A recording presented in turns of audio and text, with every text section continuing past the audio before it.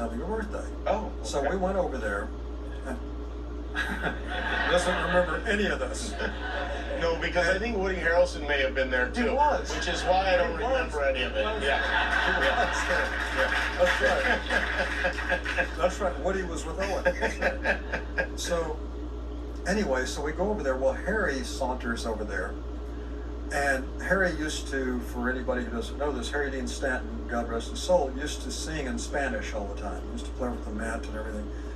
And he came over and said, "Let me sing happy birthday to the birthday girl in Spanish." Well, in Spanish, happy birthday has like, it's like Bob Dylan, it has like 35 verses. So Harry Dean goes over there and sings happy birthday in Spanish to these girls who just want to say hi to the two of us. And so It's anyway, a Harry birthday. Harry's singing on and on, and we're just like, you know.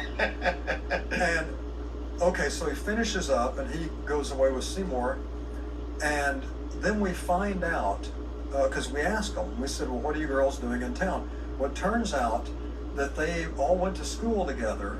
They're all doctors. They all went to school together, and every year they have a reunion in a different town. So one year it's Cincinnati, then it's LA, then it's Seattle, whatever.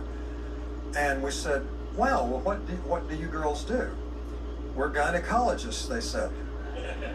So you can say gynecologist, right? Sure, of course. So anyway, there were gynecologists, and in my suave way, I said, "Have you ever seen a rock and roll tour bus?" And they said, "No, we've never been on one," because we were playing there for South Africa. So smooth. all of them, like 12 girls, come onto the tour bus, and we start talking, and they want to know all about music and movies and, you know, what is Sylvester Stallone like, whatever they ask. You know. And so all I wanted to do was ask them about their deal. Yeah.